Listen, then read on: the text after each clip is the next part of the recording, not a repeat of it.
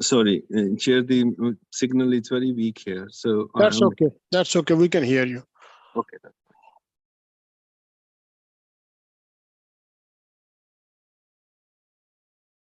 Keith, let me know when it's live. It's live. It's live. Yeah. Okay. Good evening, everyone, and welcome to this audit committee meeting. I will start by taking the apologies. Are there any apologies? Councillor Young is substituted by Councillor Conti. Okay, noted. That's Any other apology, or everyone is here? Not that I'm aware of, no. Okay, thank you. Any urgent matters? I have not received any notice for any urgent matters, so we move on. Declaration of interest. Is there anyone who wants to declare any interest? No. No. No, Chair. Okay, thank you. Matters to be considered in private. Item 11 contains information that is exempt from disclosure by virtue of paragraph 3 and 5 of part 1 of Schedule 12A of the Local Government Act 1972. So when we reach to that item, then the meeting will be private. Minutes of the previous meeting that was held on 28th of July. Is that agreed? Yes, agreed. Agreed. Thank you. So then we move straight to the Treasury update. Bridget, you want to? Okay. Well, this is the standard Treasury Management Update report. There's nothing in particular to highlight. We have maintained investment within the confines of the strategy, and nothing unusual to report. It has continued, and it does continue to be a challenging economic backdrop. But from a Treasury perspective, our investments are earning higher returns as interest rates rise. And we're lucky in that we're taking substantial amount of the borrowing that we required when interest rates were low. So that's been a good advantage for us. Unless you've got any particular questions, I've got nothing to highlight. Thank you. Members, any questions? No questions for me. No questions, no. Okay, well, if there's no question, then thank you, Bridget. So the committee members, this is only for noting, so I take it as noted. Noted. Thank you. The next item, external audit plan 21-22. That says including pension, but I believe it's not including pension. But we'll hear from Emma. Yes, hi. So yes, as explained, this is excluding the pension plan. So the purpose of the report is to take the audit committee through the audit plan. It is recommended the audit committee note Deloitte's report. And as we said, please be aware that this excludes the pension plan. I'll hand over to Deloitte, who will walk you through the report and take any questions. Good evening, everyone. I'm Jonathan Gooding, the external audit partner from Deloitte. This is our audit plan for the year for the council. We will issue a separate pension audit plan, although I can talk through some of the key elements of that. Certainly when we come to our paper for last year, I wouldn't anticipate significant changes to the pension audit plan from last year's final report. But so for the council plan, the document that you have in your pack sets out the scope of our work, which is largely the same as last year. Much of our planning procedures have been completed in our risk assessment, although elements of that are ongoing, and certainly we need to update and finalise that once our audit of the previous year is complete and signed. The materiality level that we apply through the audit for the 2022 audit will be at 24.5 million, which is a similar level to last year for the group, and 23.3 million for the council. We identify in the plan selection of significant audit risks. These are areas that we spend more of our time and focus more of our testing procedures, but they're not the only areas that we look at. Those include the valuation of the property, of the council's property, and we will perform further procedures with our real estate specialists to pinpoint that risk to specific valuation areas. And you'll see when we come on to the report for the previous year that we did that last year. We also identify capital additions as a significant risk because there's some judgment over whether or not items are capital in nature, and also some incentive to capitalise things that shouldn't be capitalised. And we identify a significant risk around the management override of controls, and that's a presumed risk of fraud on all audits. And as part of that test, we look at the judgments and estimates used in preparing the accounts. We also perform detailed testing of journal entries using data analytics to identify those journals that may have characteristics of fraud. We also set out our work in respect of value for money in the report, in the plan. The scope of our value for money work is largely unchanged from the year before. We are required to perform a risk assessment. Much of the risk assessment work will need to be completed once the previous year's audit is complete. However, I would anticipate identifying a significant risk in respect of value for money, because we're anticipating including a qualification on value for money in respect of health and safety matters in the year preceding this one. The plan also sets out the timing of our work, which is largely to continue to progress the audit through to March and then finalise the audit in the summer. I'm happy to take any questions on the audit plan. Yes, Chair. I just want to know, Chair. Yes, Hello? yes, Can yes, you- please. Yes, I just want to know, is there any significant risk was there at the time of formalizing the plan, or if there was any, and what was that? Yep, so we identify, as part of our audit procedures, we identify significant audit risks. Within our plan, we have identified 3 significant audit risks for the financial statement audit and 1 risk of significant weakness in respect of value for money. The 3 significant risks on the financial statements relate to the valuation of properties, capital additions, and the risk of management override of controls. So did we take any step to remove those? Did we incorporate any plans, into the audit plan to remove this does not happen again? So sorry, so as external auditors, it's slightly different to Internal audit. yeah. So our risk assessment each year often brings up the same risks because they're inherently risky, and regardless of what controls you have in place, they quite often are still significant risks to the external audit, just because inherently these things are complex and involve significant management judgment and could be subject to manipulation to adjust the reported results in the accounts. And for that reason, we do typically identify these 3 areas as significant risks each year on most councils. Right. Okay. Thank you, Chair. Can I have these 3 risk detail report for myself for my reading as a member of the committee? Chair, I don't know if I actually get paper copies, but there was a separate, the reports in a separate, maybe they all came in bits and pieces. We did get it. Yeah, sorry, this one was slightly later and it was issued as a supplementary paper. I've got the supplementary paper. I'm sure Keith would send it to you. 2 reports came, supplementary agenda came, Sarfraz. So if you look at another email from Keith, you'll find that report in that. Okay, I just received 1 email, but anyway, I will check it. Yeah, I'll forward it to you if you haven't received it, or Keith can resend it. Thank you.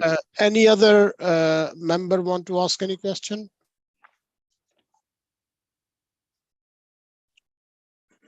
No, Tommy? Yes, Tommy.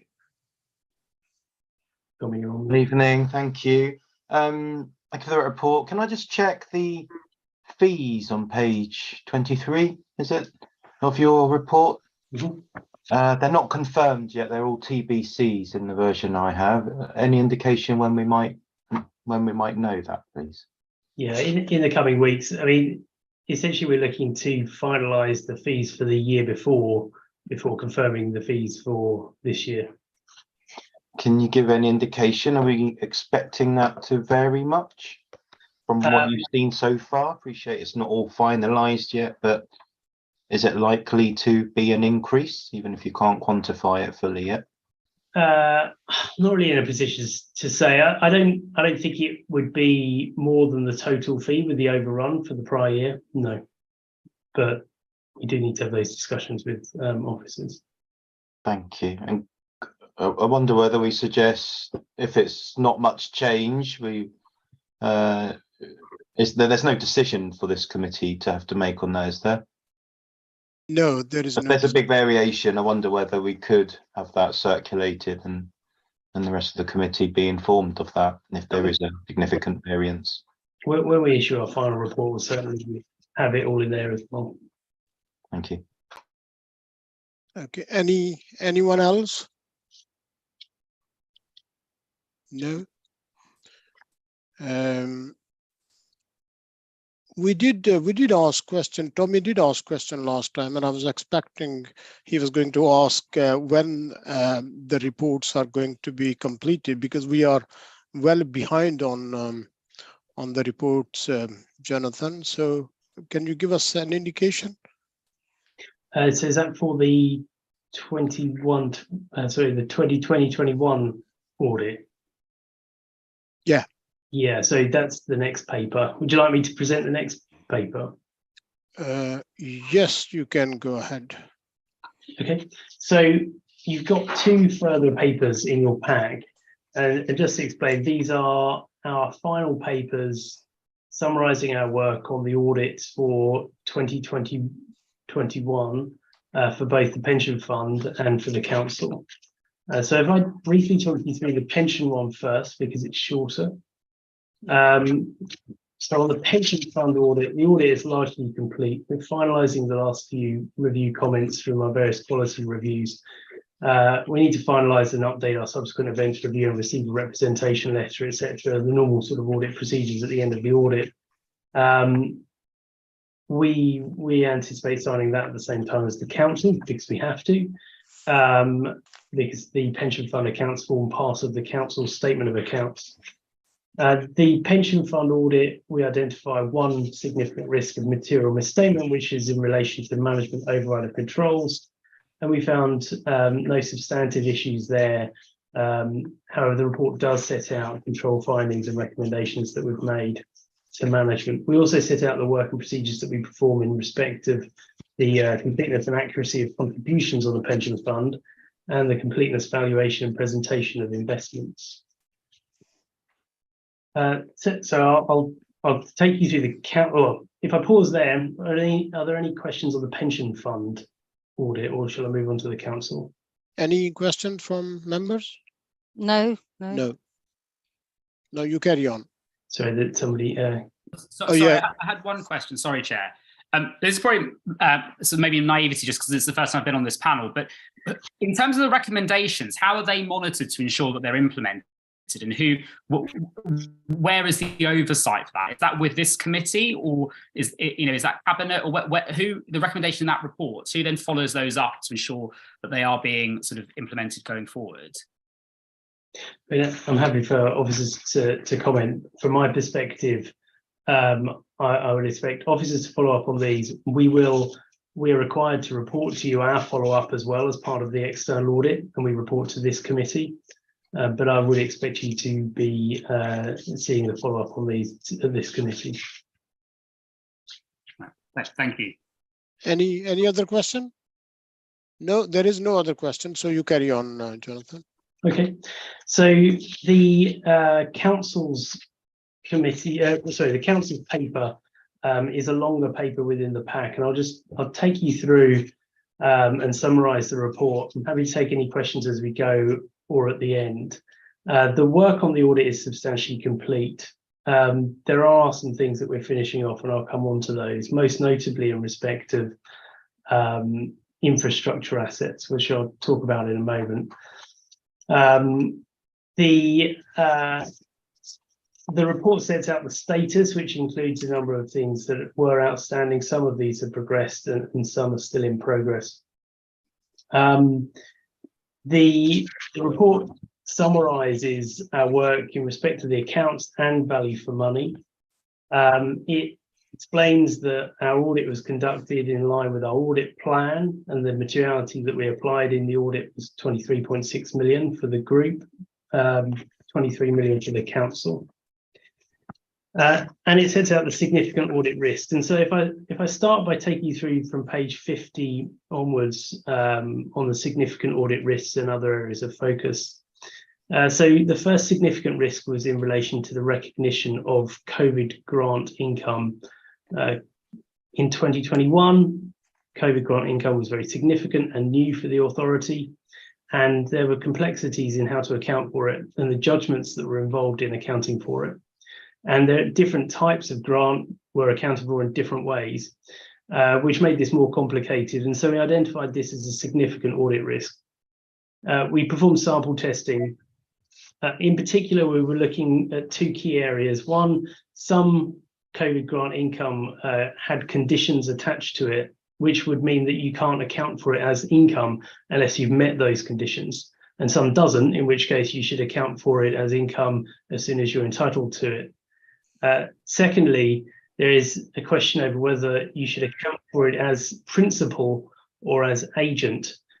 So if you are receiving funding and simply passing it on and have no control over how that funding is used, then you account for it as agent. And in your accounts, you would only account for the net amount, which effectively you wouldn't show the income and expenditure in relation to that. Whereas if you have received funding and you have control over how it's spent, then you account for it as principal, which means that you show the gross income and expenditure. And we perform testing across these areas on a sample basis of your grants. Overall, we concluded satisfactorily on the substantive testing, but we did identify control findings and a disclosure deficiency that was corrected by management. Really, that disclosure point was to describe your judgments in the accounts. The second significant risk is in relation to property valuation, and there were a few different complexities to this. Overall, property valuations are complex. There are many different ways of valuing different types of property that you're required to comply with, and you use specialists to do that. Some valuation techniques are more complex and judgmental than others, and we pinpoint the significant risk element of our work to those areas that are more judgmental and more complicated. And we use a specialist, a real estate specialist within our team from Deloitte to review the work of your specialist in performing those valuations. And today the work is largely complete, and we can go on to the main point that's outstanding, but the work was satisfactory, but we did identify a number of control recommendations in this area. The next significant risk is management override of controls. And I mentioned this before in respect of the pension. It's a presumed risk on all audits. We look at the areas of judgment and estimate that are applied in preparing the accounts, but we also use data analytics to identify journal entries that may have characteristics of fraud. And we sample those and we test them to supporting evidence to assess their validity. Again, the substantive testing from that work was satisfactory. And we did not identify instances of fraud, but we did identify control weaknesses, which we've included in the report. The next significant risk is capital additions. And similar to what I mentioned in the audit plan for next year, there is judgment over whether or not items should be capitalized, and there could be incentives to capitalize things that shouldn't be. We select a sample again. We look at evidence that those items were actually capital in nature. Again, we identify control deficiencies, which we've reported in this document, but the substantive work was satisfactory. Then the next areas from page 58 are what we call areas of audit focus. So these are not significant audit risks, but they are significant balances and items that we wish to draw to your attention. The first of those is the pension liability. This is a big number in your accounts. Then there is judgment, and there are a number of assumptions that are applied in determining the pension liability. We use our own specialist, an actuary, to review and challenge and assess the reasonableness of those assumptions that you've applied in calculating your liability. We've given a table there that indicates that they're all within a reasonable range. Next, we have a slide on group accounts. We audited the council's 2 subsidiaries, and our work there was satisfactory. Those audits are complete. Next is infrastructure assets. So this is a more significant matter. This is one of the reasons that the accounts are not yet signed. This is a national issue impacting all councils. When we talk about infrastructure assets, we're obviously talking about your infrastructure, which can mean a number of things, bridges, but one of the key things we talk about here is roads and road resurfacing. A slight complexity with infrastructure assets is that during the mid-90s, I think that most infrastructure assets moved onto the balance sheet for the first time at nil value, and subsequently accounting for infrastructure asset additions, so new road resurfacing and that sort of thing, has varied between authorities, but often it's not included a great deal of granularity around the components of those additions to assets. So not recording individual road surfaces, for example, you may record road surfaces that have been resurfaced for the entire year, all in one number. And what that means is it's very difficult to audit. There's a lack of componentization and detail around what's included within your assets. And it's therefore also difficult to determine whether or not at the year end you have an error in your gross and net book value. So it may be the case that you have a number of fully depreciated infrastructure assets that should have been disposed of but haven't been. It's also possible that when roads have been resurfaced, that you've not identified the surface that new surface was replacing, and therefore not disposed of that. And these things became a sector topic discussed by many auditors and the regulator in the last year. And as a sector, it was concluded that more guidance was needed from CIPFA on the accounting for these, and also the government have concluded that they need to issue a statutory instrument that impacts how these are accounted for. The guidance from CIPFA was actually issued today, and the statutory instrument is expected at the end of December. And so we are waiting across our audits for that statutory instrument to be issued. That will then lead to some relatively minor changes to your accounts, but should enable us, provided it is issued in the way that we expect it to be, to complete the audit without qualification. But were we to complete the audit now, the lack of information would likely lead to the qualification, because there would be a limitation of scope on how we could audit the balance. Okay. Then, sorry, did you want to ask a question on that? No. Sorry. Chair, can I ask a question? I'm sitting in the car. Yes. Yeah. Yes. Is there, what are the chances of this report is being qualified? I'm not anticipating the accounts being qualified at this stage. We're waiting for that new statutory instrument, and we'll see what that shows. But subject to that and any final adjustments, we wouldn't expect it to be qualified at this stage. Thank you. The accounts, value for money, does have a qualification. Thank you. So the next area is HRA revaluations. And again, this is a slightly complicated area, but it's essentially you value your housing as at the start of the year. So the 1st of April, you have a valuation of your housing stock, your HRA assets, and you you apply an index to those valuations to give you a value that you include in your accounts at the end of the year, the 31st of March. And what we've seen is that, so this is increasingly uncommon in the sector to have that level of gap between the valuation date and the year end and that level of indexation. Most authorities are moving to a shorter period of time between valuation date and the year end because it reduces the variability in the potential outcome. Also, for you, we had to consider that the valuation report as at the 1st of April 2020 was materially different to your prior year financial statement value that you used.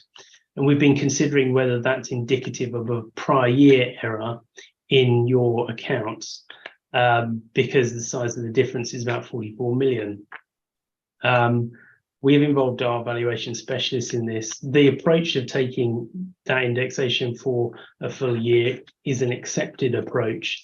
We understand that at the point of signing the prior year accounts, you only had a draft version of this report, but that draft information was available to you. So one of the things that we're considering now is whether or not that would be a prior year adjustment and whether or not that's material. At this stage, we are finalising our reviews in this area, and we can update you at the next meeting. But at this stage, we are still in discussions with management. Thank you. Any questions at this stage? Thank you. No. No. No questions. Sorry, I know it's a long report, but it has been quite a long audit. So the next section is fully depreciated assets. And here what we're saying is that you have a gross book value of assets, an accumulated depreciation level, which is the same. And so the net book value of these items is nil. It is possible that you don't still hold all of these assets. If that was the case, then it wouldn't impact your net book value in your balance sheet or your income or expenditure. But it would be a change to the disclosure. The quantitative value of this is above our planning materiality. And that's why we really highlight this to you. But we understand that the authority's view is that this is not a material matter to the users of the accounts because there's no net impact. And we would concur with that view. There is a complexity around the next one is the fair value of disclosures in respect of debt instruments. And this is quite a complex area. This is just a disclosure in the accounts, but it is a material disclosure in value. And it relates to how you disclose the fair value of your loans. And we involve a specialist in this area too to review the valuation included in the account. So we've raised some questions to officers in this area for follow-up with your specialist because we had a difference of view on how they should be recorded. If I then move on to value for money, we're required to perform a risk assessment, an assessment of whether or not there are risks of significant weakness in arrangements in 3 key areas. And these are predominantly relating to governance arrangements, arrangements with respect to financial sustainability and also arrangements for improving economy efficiency and effectiveness in the use of your resources.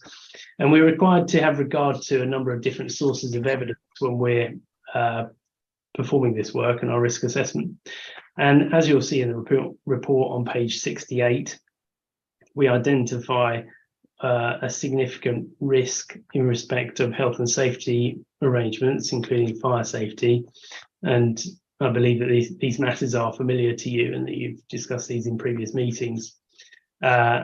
We refer here to a number of findings, a number of things that have been raised during the year and in previous years from your internal auditor, and also the regulatory notice following the council's self-referral. These matters are significant in our view. In my view, these are material and indicate a weakness in arrangement that we will report in our opinion. We also identify a second risk of significant weakness in arrangements, and here we're really referring to the overall head of internal audit opinion, which was that there were that limited assurance could be provided. However, I formed a view in this area that excluding the health and safety matters, the other matters were not necessarily indicative of a significant weakness, and that was corroborated through discussion with Mike. And we concluded not to include a qualification in respect of that risk. On pages 72 to 81, to 83, we've identified 12 pages of control recommendations. I don't propose to talk through those, but I would highlight that there are a large number of control recommendations that will require follow-up in a subsequent meeting. In our appendices, we include a summary of the misstatements that we've identified that are unadjusted at this stage and unadjusted disclosure deficiencies. And we also finally confirm our independence if we're required to at this stage. And that's the end of our report. I'm happy to take any questions. Any questions? Yes, Chair. As for the depreciation, fully depreciated assets are concerned, though there is no net effect in the balance sheet, but is there any reason to show that in the balance sheet by the council?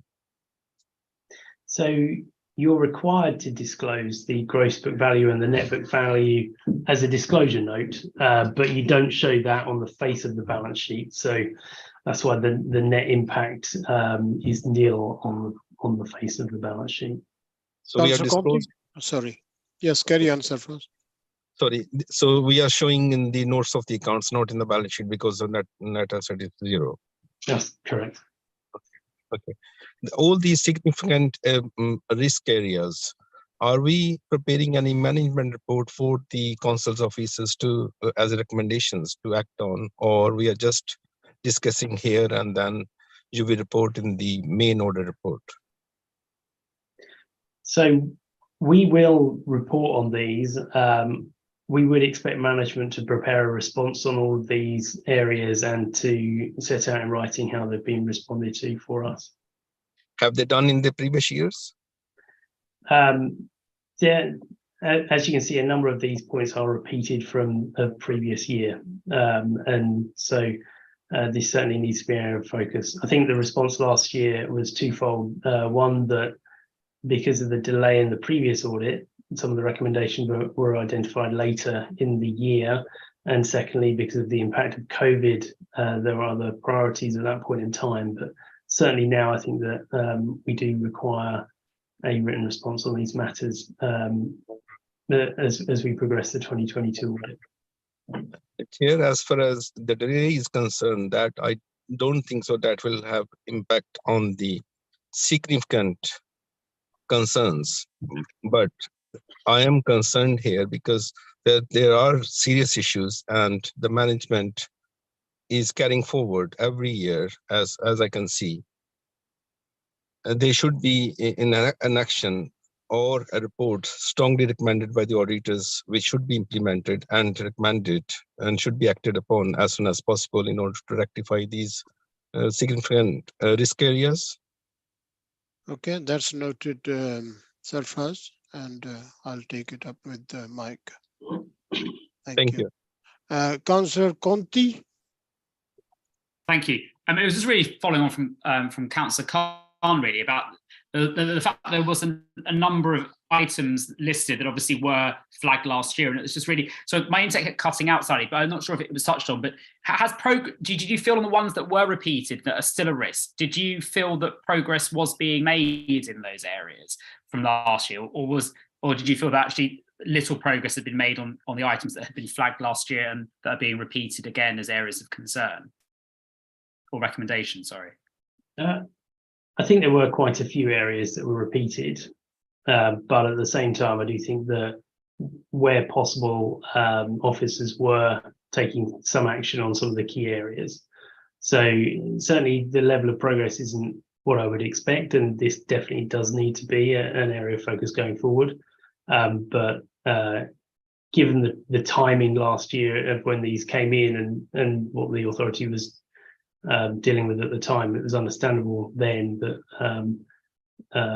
as well, because the audit was in progress and these things relate, or a number of these things relate to financial reporting, and that they came through a bit later in the process. That was understandable at that point in time, but this needs to be an area of focus going forward. Okay. Tommy? Hi, thank you. Sorry, slightly similar point, but one area in particular, preparation of accounting papers. That was particularly disappointing to see, because I thought before the audit started, this committee made a point of asking, because this was an issue previously, have you got a better set of quality papers now to start the audit? And I thought the answer was yes, it hadn't really moved on. But this is suggesting it may have improved a little, but nowhere near enough. I guess it's more a question for management as well, really, although I'm conscious the auditors did express they were more positive about what they received at the start, but this isn't indicating that at all. So a question both for an auditor but also management, really, on will it be better next time? Because I think some bits in there I can see we're always going to get the same thing and we've got little intention to try and move it. But preparation of accounting papers, you know, we have the SORP and so on, we should know what we should be preparing. So I'd expect that to be a vast improvement. Who wants to come back, Emma or Jonathan? I can go first. So yes, agreed with your comment, and improvements are continuing. I think we obviously have to just be conscious of the timelines of the audit. You know, these are 18 months old, and improvements may have happened in that time, where you might find the next report. We're also firefighting at the moment with continuous audits, so we're currently running 2 parallel audits while doing statement of accounts at the same time. But there are improvements, and they are being moved forward based on the recommendations of the audit report. Jonathan, you want to come back on that? Yeah, I think that's right. Yeah, I think that there were indications of improvement at the start of the audit in some areas. I think part of what we've seen this year is that there were some new significant judgmental areas and further judgments that have materialized or been raised in profile and priority as the audit's progressed, and that has then led us to question, well, why weren't some of these judgments documented and set out in a paper and thought through? So they're not necessarily all the same sort of judgments and things that we were looking for last year. Some of these are newer things, but yeah, it's certainly an area that needs to be focused on for next year. Okay, any more questions? No. Thank you. Did anyone speak? Hello. And Chair, this Jonathan just made a very clear point. I think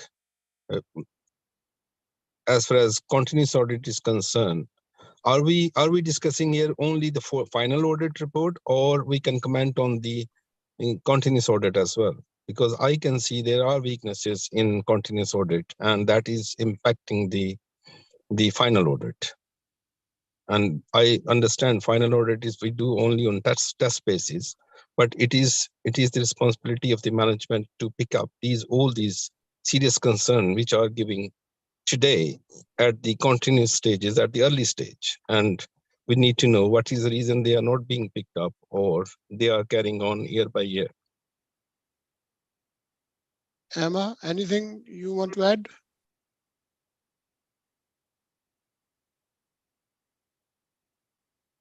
So apologies.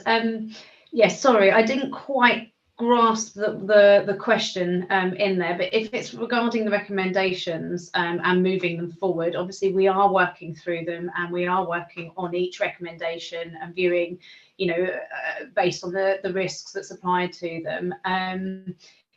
If the specific question was regarding the discussion about the audit, the papers, then it must be made clear that this is regarding the judgments and not the actual working papers of the team that's been working on them over the last few years. Sarfraz, if there is anything particular you want to discuss, we can always discuss with Mike and Emma later after the meeting. Yeah, that's fine. Yeah, that's fine. Thank you. Any relevant question at this stage from Jonathan or? No, Chair. No, thank you. Thank you. Jonathan, you've completed your report, yes? Yes. Yeah. Thank you. I think that's been quite comprehensive. So we will move on to the next item. That was just for noting. So members noted? Noted, Chair. Thank you. The next item is progress report, Q1 and Q2. Mike? Thank you, Chair. I'll keep the introduction short and sweet. It's our usual performance report.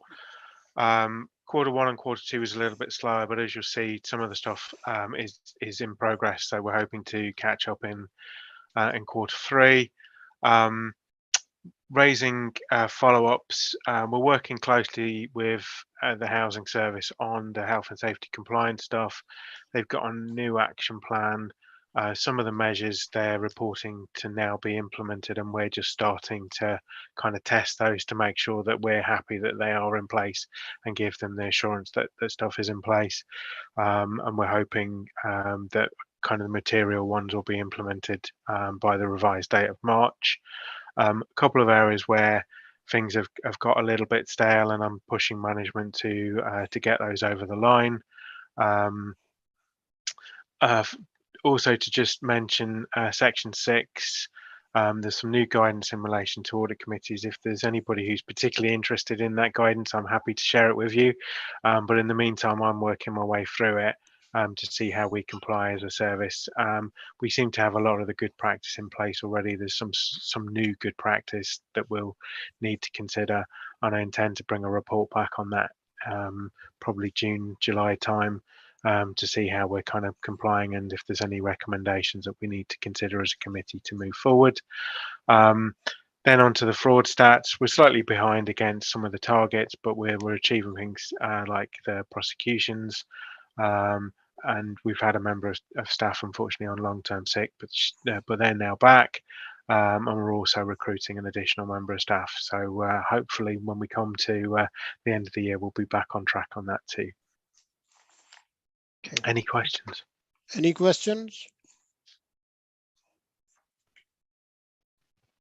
No, it doesn't seem like there's any question, Mike. Tommy's got his hand up. Yes, Tommy.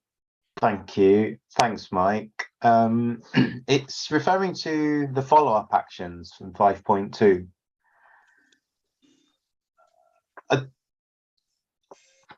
I'm a bit surprised by the general ledger. I wondered whether it was a typo or whether it was actually a original agreed date was August 2020. And we don't particularly seem to be escalating that. It's been 2.5 years since you expected it to be implemented. We seem to be accepting it's never a priority to deal with, even though it's a high risk recommendation. I don't think it's a case of that as much. Emma's fairly new, has come into the council. I sat down with her very early on after she started and said, we've got to get on top of this. As you know, kind of, I think probably repeating what Jonathan said, COVID and the constant audit has been a bit of a delay in terms of getting on track on some of those. The material systems now are automated. There are some that still need to be sorted, and we keep the feet to the flames until they're done. So fully appreciate what you're saying. I think we've had those conversations. Emily, who we both report to, is very keen to ensure that these things are done, and she's discussing with Emma on a regular basis. I guess if we're not looking at these being implemented in March, then we probably need to discuss with Emma what's happening and get a bit more detail to support that, which may be the case on a few of these recommendations. I guess part of my thinking is, are they actually high priority recommendation? Was it a control? I mean, it sounds like reconciliation. Well, I'm assuming reconciliations happen and they do reconcile because the audit's getting signed off, and obviously this is a key point we're talking about, the general ledger level. Is it the automation is kind of absolutely it would take risk out of there because it is automated, but is it a high priority in that sense? That would be my question. So I think it has and remains a high priority. I think external audit were raising some of those risks. Like I say, I think some of it has reduced because some of the key systems have now been automated and it's happening more efficiently and effectively. But there are some. I'm trying to think which one it is. Is it income, Emma? That's caused problems, and that system is basically being replaced, which will hopefully, I think, as part of that, fully address it.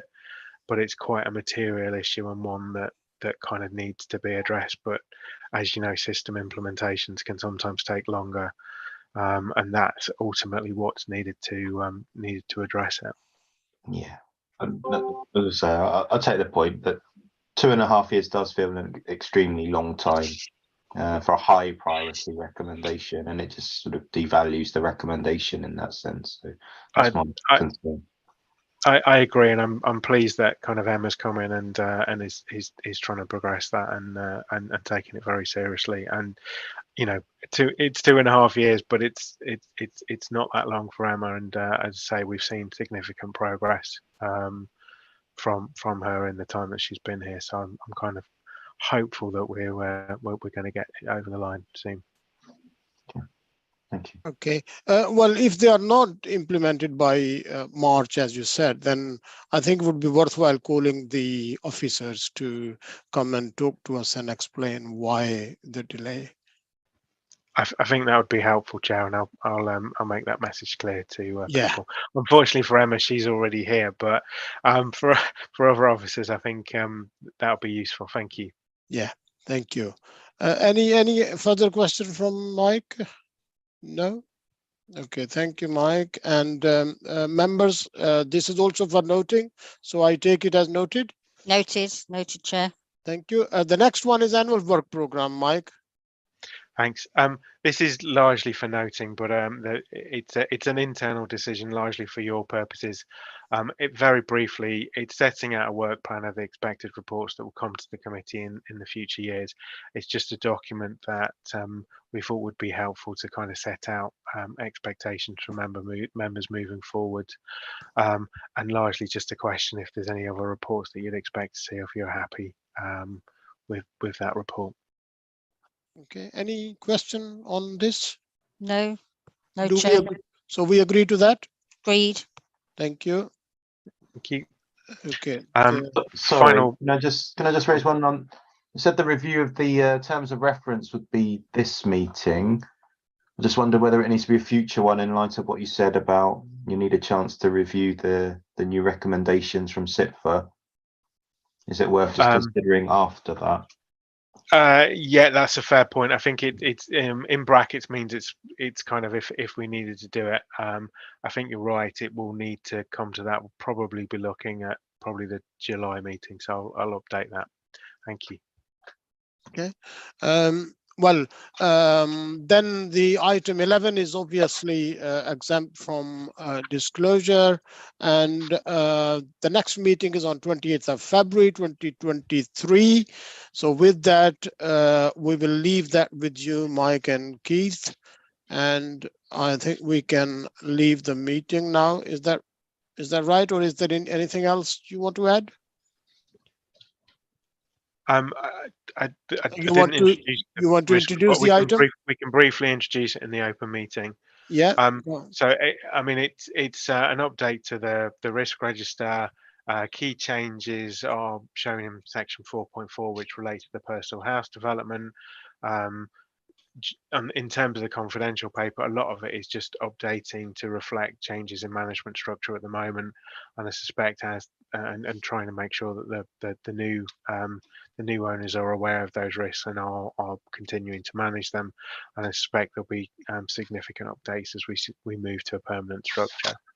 And then any questions, and if they're in relation to the Appendix A, well, we need to take them in the confidential meeting. Any question at this stage? No, Chair. No. Thank you. Thank you, Mike, and thank you, everyone.